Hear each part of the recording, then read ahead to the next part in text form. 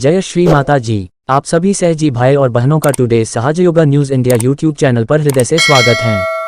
आज हम एक और नए सहजयोग मिरेकल के बारे में जानेंगे। श्री माता जी अपने सभी बच्चों पर एक समान ही प्रेम और कृपा करती हैं। जब हम किसी सहजी और नॉन सहजी की बोली हुई मन को कष्ट देने वाली बातों को लेकर खुद को दोषी समझते हैं, तब हमारे अंदर डर और दुख की भावना बनती है और तब श्री माता जी कैसे इसे हमें बाहर निकालती हैं। सुनिए इस अति सुंदर मिरेकल में एक बार जरूर। यूसुफ सिस्टर शालिनी ब्राहिमी। हमारे दैनिक जीवन में हम कभी ऊपर उठते हैं तो कभी बहुत नीचे चले जाते हैं। ऐसा ही सहजयोग में मेरे जीवन में भी हुआ। ऐसा तब शुरू हुआ जब किसी से मैंने अपने बारे में कुछ खराब बातें सुनी, जिनसे मैं बहुत ही परेशान हुई। इन बातों से मैं सामूहिकता से बचने लगी, लेकिन मेरे दिल में इटली जाकर श्री माता जी से मिलने की बड़ी ही उत्कट इच्छा थी। वहां जाकर मैं माँ से दूर रहकर भी उनको दूर से ही देखना चाहती थी। मैंने स्वयं के लिए यही सजा नियत की थी। जब श्री माता जी आई तो मैंने स्वयं को माँ के सामने खड़े देखा। मुझे ऐसा लगने लगा कि मेरे यहाँ रहने से मेरे जीवन में एक नया मोड़ आएगा। वहां पर श्री माता जी ने कुछ फ्रेंच महिलाओं को अपने पास बुलाया और उनमें से प्रत्येक को एक एक ड्रेस दी।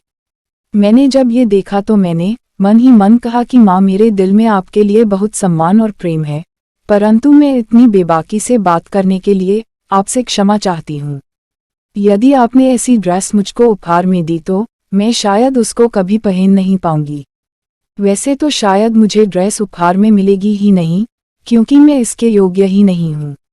माँ, कृपया आप मुझे क्षमा करें।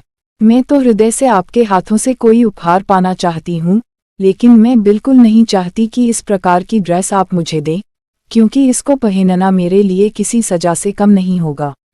इसके बाद उपहार पाने की पुरुषों की बारी थी। वे हमारे सामने से बड़े बड़े तांबे के ब्रेसलेट लेकर चले आ रहे थे, जिन पर 7 घोड़े उकेरे गए थे। कोई छोटी सी परफ्यूम्स की बोतल लेकर आ रहा था। ये परफ्यूम्स एप्पल ग्रीन कलर का था, जो मुझे बहुत ही पसंद आया था, परंतु ये तो पुरुषों के लिए था और संभवतया मुझे नहीं मिल सकता था। इसके बाद मैंने माइक्रोफोन पर एक आवाज़ सुनी, यूसुफ सिस्टर, पर मुझे लगा कि शायद मैं कोई सपना देख रही हूँ। श्री माता जी मुझे पुकार रही थीं।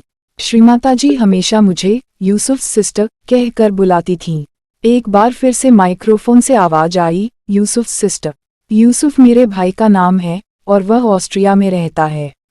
उसने हमारी मातृभाषा कबायली में श्री माता जी के लिए कई भजन लिखे हैं।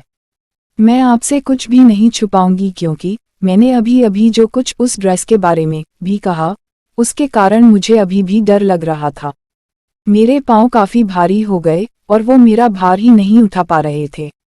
मुझे मंच तक जाने में भी काफ़ी परेशानी का सामना करना पड़ रहा था। श्री माता जी ने मुझे अपने चरणों के पास बैठने को कहा और उसके बाद वह लीडर्स आदि से बातें करने लगी। मैं बार बार उनको ही देख रही थी। इसके बाद मैंने देखा कि माँ धैर्यपूर्वक अपने हाथों से एक पोटली की गांठें खोल रही हैं। मुझको ऐसा लगा कि माँ मेरे किसी अवरुद्ध या ब्लॉक चक्र की गांठें खोल रही हैं। उन्होंने मेरी ओर देखा और मुस्कुराते हुए मेरी ओर एक उपहार बढ़ाया। मैंने मन ही मन कहा कि ओह, ये कितना सुंदर गिफ्ट है। ये शानदार गिफ्ट एक पंजाबी ड्रेस थी जो मुझे बहुत पसंद है। उसके ऊपर बहुत सुंदर गुलाब के फूल बने हुए थे। साथ में एक मैरून कलर की बेल्ट भी थी। ये देखकर मैंने चैन की सांस ली। मेरे पास कोई ऐसी ड्रेस थी भी नहीं। मैं उपहार लेने के लिए उठने ही वाली थी कि श्री माता जी ने मुझे बैठे रहने का संकेत किया।